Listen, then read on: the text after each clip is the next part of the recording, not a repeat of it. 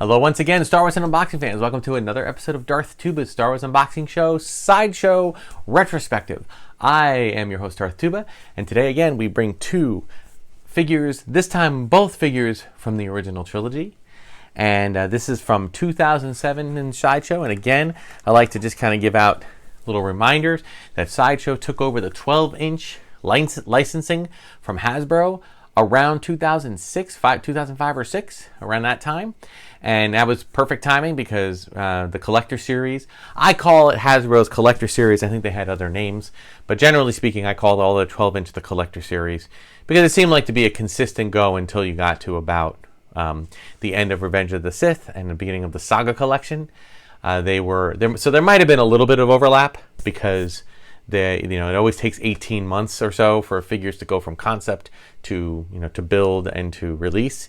So there might have been a little bit of overlay with a few years or a year and a half or so. I'm not 100% sure about that, but so we have two figures here that, again, the Sideshow idea was to just start to bring 12-inch collectibles along with others. And I speak mainly about 12-inch, what they call 1/6 scale, but they did do a lot of other things. They did things with premium format figures, which were basically a lot bigger. I think they were called quarter scale.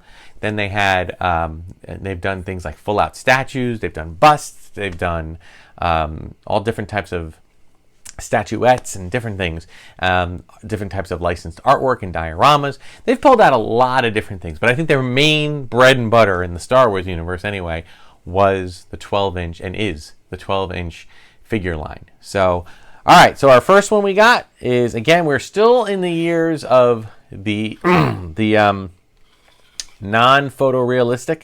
Okay, so these figures do look a little odd, okay, in the sense that they are not full out representation, but they're sculpted quite well. And of course we have a New Hope Princess Leia, and if you can see that she has the little hood that you can put up. Now I will say that there is a bit of a, most Sideshow hoods do have kind of a little bend wire in there, although I do feel like Leia's is very, very brittle, very little and brittle. Okay, so you can't do much with it. But, it is good to have it on there for posable sake. But you can take a good look at it. That is a nice likeness, okay? For a sculpted likeness, that is great. Of course, she carries her iconic long barrel blaster. Her, the one that she did not set for stun. even though the stormtroopers, it set it for stun. It wasn't going to hurt you. Anyway. So it's an awesome figure and an awesome addition. Now female action figures are kind of an odd bunch, okay? Because you've got the whole thing about whether people want to collect them, do they want to play with them? But I think Sideshow kind of sidestepped all of that.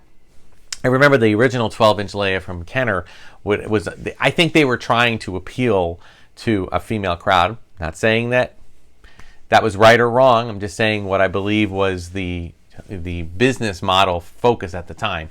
So the one female figure 12-inch figure that they released in that original Kenner vintage line, they had hairstyle accessories. So you can actually change the hairstyle.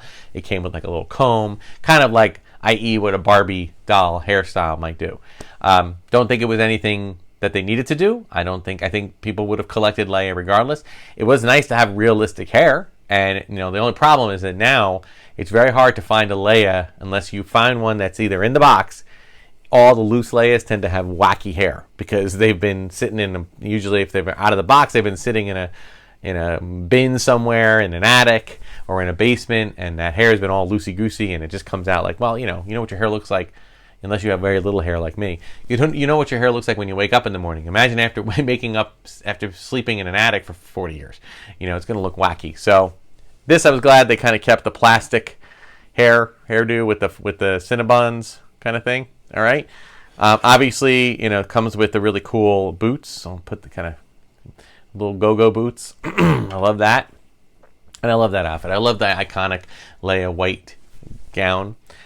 You can lower it, and again, like I said, you have to kind of manipulate it a little bit. Be very gentle with it because it's a very, very thin wire. The last episode I talked about Obi-Wan with his hood wire. The Jedi wires, because I think it's because the fabric is thicker, the wires are thicker. So in this case, not so much. So, just be careful when you're posing it and doing stuff like that. All right, so that is our one figure. Let me get her so you can see her face better. There we go. Good. Now, wow, we cannot have a Leia figure without one of her compadres, okay? You either go with the scoundrel or you go with the nice one that ended up being their brother. Still awkward. Not going to lie. Anyway, I decided to go awkward and go with the Luke Skywalker Yavin medal ceremony figure. One of my favorite looks of Luke Skywalker in all of his movies. Okay? I have a top 3. Ready? The first one, I'm going to say Jedi Luke. Okay? Return of the Jedi. The second one, Crate Luke. The holographic Crate Luke. And I do believe I have one coming from Sideshow. I guess that was Hot Toys that will have that. And my number 3 is this figure right here. It's an awesome figure.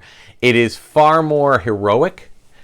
Okay, there's a little close-up of him. Again, a great sculpt of Mark Hamill, although his eyes look a little beady and a little bit like they're staring into your soul.